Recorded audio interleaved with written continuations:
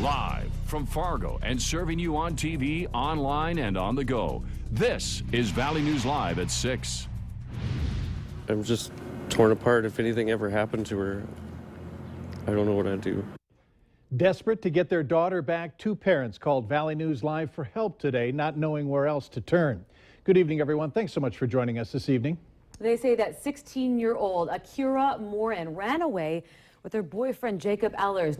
This is not a problem just for one family. In the last couple of months, police or parents have contacted Valley News Live about 5 missing or runaway teens. Valley News team's Ashley Bishop investigates what parents can do to avoid this scary situation. Posters are hanging throughout Wahpeton asking people to help bring David Williams' daughter, Akira, home. I just couldn't sit there anymore. I had to get out here and do something. Williams is from Bismarck and says his daughter left home Saturday and thinks she is with her boyfriend in the area. I'm not mad at her. I just want her home safe. I love her. Police and counselors we talked with say parents need to keep the line of communications open with teenagers. Just have to keep tabs on them on your own and not rely so much on them to call you. And there's no obvious sign telling when your child will take off. Teenagers are very much into independence and autonomy and separating from those parents. So a lot of their temper tantrums are going to be related to that independence. Wahpeton police officer Lisa Page adds that teenagers will face charges if they run away, and being away from home is not as glamorous as some may think. If you try and apply for a job, you're going to be most likely found out that you're a runaway. It's hard to make money, hard to find people that are going to want you in their house, because if somebody has you in their house, they can be charged also for keeping you. Wahpeton police say always know who your child's friends are, even if they are 16, 17 years old. So in case they run away, you know who to talk to next. In Wahpeton, Ashley Bishop, Valley News Live. Even though the last 5 runaways in our area have been teenage girls, police say overall they don't notice a trend of girls running away more than boys. David Williams says that his daughter's friend is saying that Akira now might be on the move to Montana. Here's a picture of Akira and Jacob. If you know anything about their whereabouts, please give police a call right away. And if there's something you want investigated and you want us to look into, call our whistleblower hotline at 701-237-6576. And a member of our investigative team will get on the case. Another beautiful day of sunshine. Let's head over to Hutch to see if tonight will be a gem as well. Mr. Johnson? Well, look at the sky cam. Shows beautiful conditions here in the FM area, and the trees starting to really green up nicely. Temperatures in the 65 to 70 degree range for most across the Southern Valley. 67 Jamestown, up north War Road at 64, 70 in Hallock and Crookston. You have 66 degrees. Good night to practice a little baseball, kids. Temperatures slipping down into the low 60s by the time the sun sets. Now it's very dry. The fire danger is going to return in earnest as we go through the day tomorrow for some, but there's relief in sight as we head through the week. Soaking showers. Details here in just a few moments. And we need those. Thank you so much. It is finally here, a holiday for junk collectors, scrap metal grabbers, and spring cleaners alike. The annual cleanup week. Valley News team's Bradford Eric has been jamming with junk all day, and he joins us live from North Fargo. So Bradford, how much trash will be collected this week?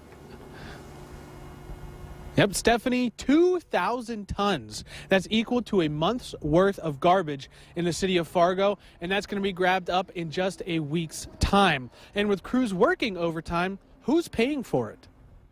Terry Ludlam with Fargo's Division of Solid Waste says it's a shockingly low cost. It only ends up being about $4 per resident for the whole year. That's right, $4 for crews to work overtime. $4 to hire extra contractors, and $4 to bring in dump trucks and heavy equipment. I'm bringing paint. For one Fargoan, the price is right and the timing on point. Scott Kelsch was moving this week and couldn't wait to get rid of this stash. His reason to recycle? Number one, I think we got to protect the environment, and they do a good job here. We have great city services in terms of recycling a lot of these hazardous materials.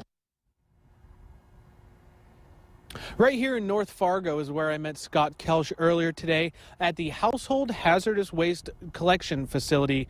Anything labeled dangerous, corrosive, or flammable can be dropped off here. As for cleanup week, Terry Ludlam told me one of the biggest obstacles is the weather. Since we're expecting some sprinkles a little bit later this week, he said a lot of those things out at the curb could be getting a little soggy. Reporting live in North Fargo, Bradford Eric, Valley News Live. Okay, Bradford, thank you. And we put a link on our website with all the information you need to know about Cleanup Week where you live. Just go to valleynewslive.com and click on this story. And send us your Cleanup Week pictures on Valley News Live's Facebook page. Just search Valley News Live, like our page, and you can also follow the latest news, weather, and breaking news updates anytime on your feed. Just search Valley News Live, like our page, and you'll stay informed throughout the entire day. The time has come for a change at the YMCA. After 53 years of bringing wet and wild fun to people of all ages, the Fargo Y will be tearing down the old downtown Y aquatic facility. It's been the home of the FM Gators swim team for more than 50 years and provided swimming lessons for more than 5,000 each year. The new facility is expected to be finished by May of next year and will feature a large lap swimming pool, a new zero-depth entry pool for kids, and a small warm water pool.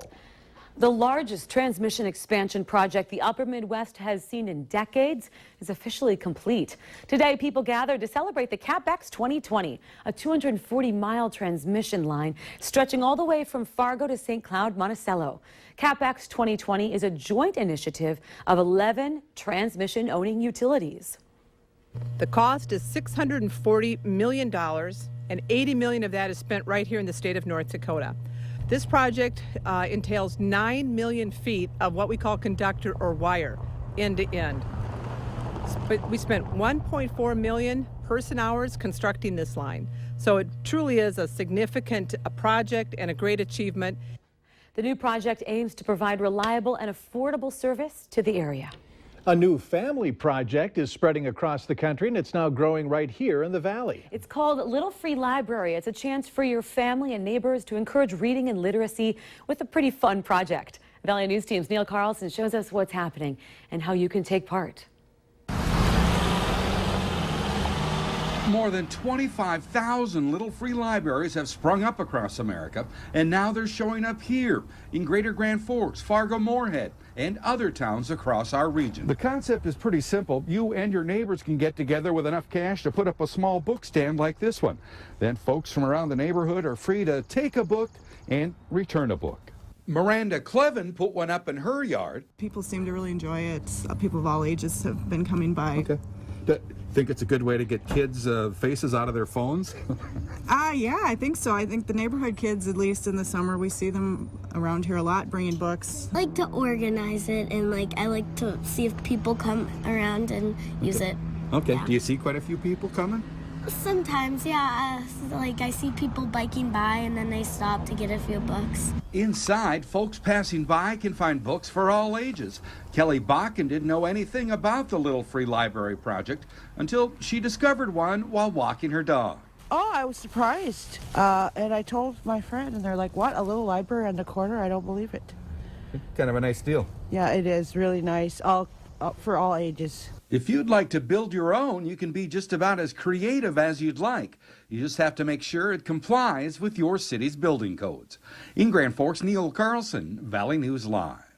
JLG Architects in Grand Forks is designing and building 8 free little libraries to install in that city and neighborhoods this summer. If you'd like more information how to start one in your own neighborhood, we have information on valleynewslive.com, and then click on this story. Most of us have our minds on warm weather, but the Salvation Army is asking you to remember Coats for Kids and Families. That's a drive this week. Donations of gently used winter gear can be dropped off at any Hornbacher's location through Friday. While all winter items are needed, winter coats, snow pants, gloves, hats, and boots for school-age kids are especially important. If you're interested in signing up your son for Cub Scouts, today might be the day. Starting tonight, there are many events, and you can add them to your calendar to learn more about Cub Scouts. Right now, there's an ice cream social at Ladone Kindergarten Center in West Fargo going until 7 p.m. Next Tuesday, there will be a Hooked on Scouting event at Woodhaven North Park and Pond in Fargo from 5:30 to 7. And on May 20th, an event called Fun Night at the Center for Scouting will be held at the John L. Wanzik Center for Scouting in Fargo. That event is also from 5:30 to 7:30. Registration to join Cub Scouts, $20 for the remainder of the year, or you can get the package for $40, which includes registration, day camp of choice, and Boys Life magazine. We've seen many Scouts come to visit our studio just to watch the news a little bit. We have. Yep. Later on Valley News Live at 6, what's with all the ribbons in downtown Fargo? And it's a dry and gorgeous start to the work week. Fire danger is expected to increase, but rain in the forecast, well, it looks pretty green. I'll have details in your hour-by-hour forecast right after this.